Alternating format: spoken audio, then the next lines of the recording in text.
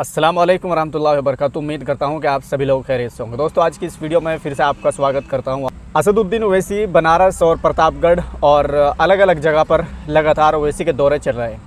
इस बीच असदुद्दीन ओवैसी ने अपना चुनाव ख़त्म करने के बाद, अपनी वोटिंग होने के बाद, बिहार में भी अपनी वोटिंग कराने के बाद अब 2 चरण बाकी है और उन 2 चरणों के लिए ओवैसी ने उत्तर प्रदेश में पूरी ताबड़तोड़ मेहनत कर दी है और ताबड़तोड़ रैलियां कर रहे हैं। डॉक्टर पल्लवी पटेल के साथ मिलकर अपना जो पीडीएम बनाया है उसके लिए बहुत ज़्यादा मेहनत कर रहे हैं। लेकिन देखने वाली बात है कि असदुद्दीन ओवैसी ने यहाँ आकर समाजवादी और बीजेपी और बसपा, कांग्रेस, इन तमाम पार्टियों की जो धज्जियाँ उड़ाई हैं, यकीनन वो देखने के लायक है। ये वीडियो जो है 10 से 12 मिनट का वीडियो होने वाला है, लेकिन इसमें वो तमाम चीज़ें आप असदुद्दीन ओवैसी की ज़बानी सुन पाएंगे जो समाजवादी ने या सपा ने, बसपा ने, कांग्रेस ने जो आखिरकार मुसलमानों के साथ जो नाइंसाफ़ी की है। क्योंकि इन्होंने हमारे साथ जो नाइंसाफ़ी की है वो उन नाइंसाफ़ियों को उजागर करते हैं और बड़े कॉन्फिडेंस के साथ असदुद्दीन ओवैसी बार बार उसको दिखाने का और इनकी नाकामी जो इन्होंने छुपाई है और हमारे कौम के वो लोग जो अभी तक इनकी ग़ुलामी कर रहे हैं वो तमाम नाकामियाँ उजागर कर रहे हैं पीडीएम के साथ मिलकर। लेकिन बहरहाल इसमें असदुद्दीन ओवैसी का ये भाषण है, 10 से 12 मिनट का ये वीडियो होने वाला है। इस वीडियो में आप असदुद्दीन ओवैसी का भाषण सुनिए, क्या ज़बरदस्त भाषण दिया है। आप जानते हैं कि पीडीएम के उम्मीदवार का इंतखाबी निशान लिफाफा है और इसको बनाने का बुनियादी मकसद एक ही है कि हमको बहैसियत अक़लियत के, बहैसियत मुसलमान के उत्तर प्रदेश की सियासत में हमको अपनी क़यादत को बनाना है, हमारे वोट की कीमत और अहमियत को दिखाना है। बरसों से आपने सेकुलरिज्म के नाम पर बीजेपी और फ़िरका परस्त ताकतों को शिकस्त देने के लिए आपने मुख्तलिफ सियासी पार्टियों का साथ दिया। कभी आपने कांग्रेस का साथ दिया, तो कभी आपने बसपा का, तो कभी समाजवादी का आपने साथ दिया। मगर हम आपके सामने एक मुतबादिल को पेश कर रहे हैं जिसमें पिछला दलित और मुसलमान को साथ लेकर उत्तर प्रदेश की राजनीति में हम अपना हिस्सा हासिल करना चाहते हैं। अगर आप समाजवादी को वोट देंगे तो सिर्फ आप वोट डालने वाले बनकर रहेंगे और जब आप पर मुसीबत और तकालीफ के पहाड़ तोड़े जाते हैं तो समाजवादी पार्टी की ज़बान से लफ्ज़ मुसलमान नहीं निकलता। भारत की राजनीति में आप देख चुके कि हमारे वज़ीर आज़म नरेंद्र मोदी सिर्फ ज़बानी खर्च के लिए कहते हैं सबका साथ, सबका विकास और विश्वास, मगर आप सच्चाई को जानते हैं कि जब से इस देश के प्रधानमंत्री नरेंद्र मोदी बने हैं उन्होंने एक मंसूबाबंद तरीके से भारत की सियासत और राजनीति से मुसलमानों को गायब करके रख दिया। आज आप बीजेपी के एडवर्टाइजमेंट उठाकर देख लीजिए, वहां पर लफ्ज़ मुसलमान तो छोड़िए, लफ्ज़ अक़लियत भी आपको नज़र नहीं आता। तो मेरी आपसे गुजारिश है कि आप मुत्तहदा तौर पर आने वाली 25 तारीख के दिन आप पीडीएम के उम्मीदवार को अपना वोट देकर कामयाब करिए। डरने और घबराने की ज़रूरत नहीं है आपको। आप जानते हैं कि अगर आप भारत की राजनीति में अगर आप अपना मुकाम हासिल करना चाहते हैं, अगर आप एक इज्जत और की ज़िंदगी गुजारना चाहते हैं, मैं आपसे अपील कर रहा हूं कि आप मुत्तहदा तौर पर अपनी एक सियासी क़यादत को बनाइए। ना समाजवादी ना बीजेपी इन तमाम बातों को कबूल करने के लिए तैयार है। भारत के वज़ीर आज़म हैं और कहते हैं कि मुस्लिम बहनें बच्चे पैदा करते हैं। भारत के वज़ीर आज़म हैं और कहते हैं कि हमारे हिंदू बहनों के गले से मंगलसूत्र निकालकर मुसलमानों को दिया जाएगा।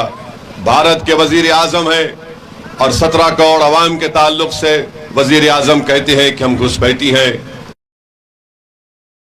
उत्तर प्रदेश का मुख्यमंत्री कहता है कि किसी की आत्मा आ गई है, वो हो रहा है। याद रखिए, अगर आप अपनी क़यादत नहीं बनाएंगे तो फिर हमको या तो ऐसा जहर दिया जाएगा जिससे हमारी जल्दी मौत हो जाएगी, या फिर ऐसा स्लो पॉइजन दिया जाएगा कि वो स्लो पॉइजन से भी हमारी मौत होगी। तो सियासी तौर पर हमको जिंदा रहने के लिए मैं आपसे बार बार कह रहा हूँ, मैं हमेशा उत्तर प्रदेश आता रहा और आपसे ही बात को कहता रहा। बाज़ ने यकीन किया, बाज़ ने सिर्फ जलसे में आकर मेरी बात को सुनकर चले गए। मगर बताइए आप, 2014 का लोकसभा का चुनाव 17 का संविधान सभा का चुनाव, 19 का लोकसभा चुनाव और 2022 का विधानसभा चुनाव। अगर मैं आपसे कहूंगा कि क्या आपने बीजेपी को वोट दिया, तो आप सब हाथ उठाकर कहेंगे कि हमने वोट नहीं दिया। अगर मैं आपसे पूछूंगा कि तुमने वोट क्यों दिया समाजवादी को, तो आप कहेंगे कि वो बीजेपी को हराने के लिए दिया। मगर बताइए आपका वोट कहां चला गया है? तो मेरे अजीज दोस्तों और बुजुर्गों, मेरी आपसे अदबन गुजारिश है कि आज आपके दरमियान में एक मुतबादिल है, एक विकल्प है। बीजेपी को अगर कोई रोक सकता है तो ये पीडीएम का इत्तेहाद रोक सकता है, जिसमें पिछड़ा भी है, दलित भी है और मुसलमान भी है। अगर आप समाजवादी पार्टी को वोट देंगे तो सुनिए वक्त कम है। अगर आप समाजवादी पार्टी को वोट देंगे तो आप सिर्फ उनके यादव परिवार को मजबूत कर रहे हैं। बताइए आज आप देखते हैं कि यही इलाहाबाद में एक शख्स जिसको कोर्ट ने सजा दे दी गई थी, जिसके हाथों में हथकड़ियां थी, पुलिस की मौजूदगी में उसको हत्या कर दी गई। कोई नाम लेने तैयार नहीं था। मैंने खुलकर कहा कि अतीक अहमद का कत्ल है ये, और कत्ल करने वालों पर एक्शन लेना चाहिए। आप जानते हैं मेरे भाई, फिर आप देखते हैं कि जेल में मुख्तार अंसारी, उनका परिवार कह रहा है कि उनको स्लो पॉइजन दे दिया गया। जब नाम लेने के लिए तैयार नहीं है तो वोट के हकदार कैसे बन सकते हैं आपके? बताइए आप बताइए कब तक हम सिर्फ जिंदा रहने के लिए वोट का इस्तेमाल करेंगे? क्या हमारे इस गांव में हमारे बच्चों को शिक्षा की जरूरत नहीं है, अस्पताल की जरूरत नहीं है, इंसाफ की जरूरत नहीं है? चुनाव आएगा और सब आपके दरमियान में आकर कहेंगे कि इनका खौफ दिलाया जाएगा, बीजेपी का खौफ दिलाया जाएगा, तो कभी ये बताएंगे कि हमको वोट दो, हम तुम्हारी इबादत गाहों की हिफाजत करेंगे, हम तुम्हारे घर की हिफाजत करेंगे। जो लोग समाजवादी पार्टी को वोट देना चाह रहे हैं, आपका इख्तियार है, आप जिसको चाहे वोट दें। मगर बताइए जब बुलडोजर से घर तोड़े जा रहे थे तो क्या अखिलेश यादव आज आपके दरमियान में आकर खड़े थे? जब बुलडोजर चलाए जा रहे थे तो जावेद, सुनिए भाई सुनिए, अरे सुन तो लीजिए। जब बुलडोजर चल रहा था तो जेल को कौन जाता है? जावेद जाता है, शालम जाता है, जीशान रहमानी जाता है। ये कौन है? ये मंजलिस के हमारे सिपाही हैं। इसीलिए मैं आपसे अपील कर रहा हूं। अब रहा सवाल कि प्रधानमंत्री जो बार बार ये भाषण देते हैं कि बच्चे ज्यादा पैदा कर रहे हैं, प्रधानमंत्री आपके खुद 6 भाई हैं। अमित शाह के 6 बहनें हैं। प्रधानमंत्री ये भूल जाते हैं कि भारत सरकार का डेटा यह कहता है कि मुस्लिम खवातीन का, महिलाओं का TFR रेट गिरा है। हम भारत के प्रधानमंत्री को पहले भी कह चुके और आज भी कह रहे हैं कि हम किसी के गले से उतरा हुआ मंगलसूत्र लेने वाले नहीं हैं। हम उस मंगलसूत्र को बचाने वालों का नाम मुसलमान है। प्रधानमंत्री कहते हैं कि मंदिर को ताला लग जाएगा। प्रधानमंत्री कभी हमारे साथ चलो, आप उत्तर प्रदेश, हम आपको ऐसे फैक्ट्री दिखाएंगे कि तुमने रातों रात 500 की नोट को गायब तो कर दिया, मगर तुम्हारे इस फैसले की वजह से पूरे भारत में, उत्तर प्रदेश में फैक्ट्रियों को ताला लग गया। गरीब परेशान आज भी है, कर्जों में डूब चुका है। प्रधानमंत्री ने कहते हैं कि ताला लग जाएगा। अरे बताओ, तुमने पूरे भारत में चंद घंटों में लॉकडाउन का ऐलान कर दिया, तुमने पूरे भारत को ताला लगा दिया। तो जितने उत्तर प्रदेश के नौजवान लोग मुंबई में थे, दिल्ली, हैदराबाद में थे, वो वापस अपने वतन को नहीं आ सके। यहाँ पर इसीलिए हम आपसे कह रहे हैं कि प्रधानमंत्री अपने असली एजेंडे पर आ चुके हैं और बात कर रहे हैं, सिर्फ ऐसी बातें प्रधानमंत्री कर रहे हैं। और फिर उत्तर प्रदेश के मुख्यमंत्री बोलते हैं कि फुलां की आत्मा आ गई। हम जानना चाहते हैं उत्तर प्रदेश के मुख्यमंत्री से कि 500 साल हो गया उस शख्स को मरकर, उसकी आत्मा आपको कैसे मालूम यहां पर आ गई? तो मालूम हुआ कि उत्तर प्रदेश के मुख्यमंत्री को जिंदों की फिक्र नहीं है, आत्माओं की फिक्र है उनको। बीजेपी छोड़कर, तो मैं जिम्मेदारी से कह रहा हूं कि हम उसकी तायीद करेंगे। हम भी चाहते हैं कि दोबारा देश के प्रधानमंत्री नरेंद्र मोदी ना बने। तो मेरी आप तमाम से, मेरे भाई सुनिए भाई, सुन तो लीजिए। मगरिब आप अपने वीडियो रिकॉर्डिंग करने के लिए नारा लगा रहे, मत करिए आप। ये सुन तो लीजिए हमारी बात।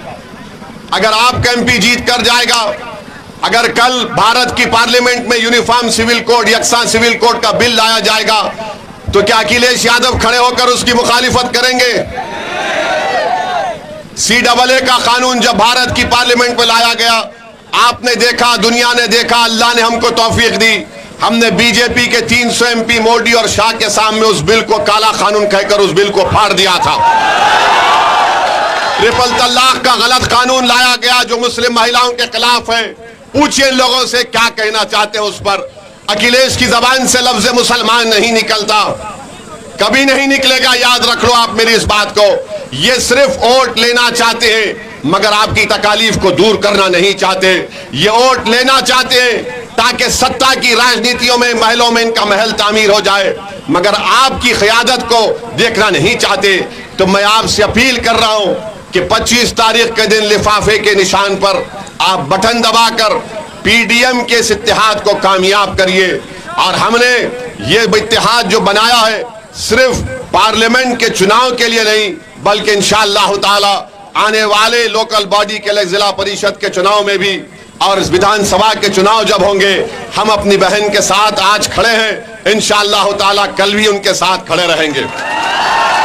तो मेरी आप तमाम से ये अपील है कि 25 तारीख के दिन सुबह के अवलीन वक्त में अपने घर से निकलकर अपना एक वोट का इस्तेमाल करिए, अपने इत्तेहाद का सबूत दीजिए और डरने और घबराने की जरूरत नहीं है। इंशाअल्लाह ताला याद रखिए मेरी इस बात को, फिरौन को भी, नमरूद को भी बड़ा जाम था कि मेरा इख्तिदार खत्म नहीं होगा, मगर दुनिया ने देख लिया कि फिरौन भी मिट गया, नमरूद भी मिट गया।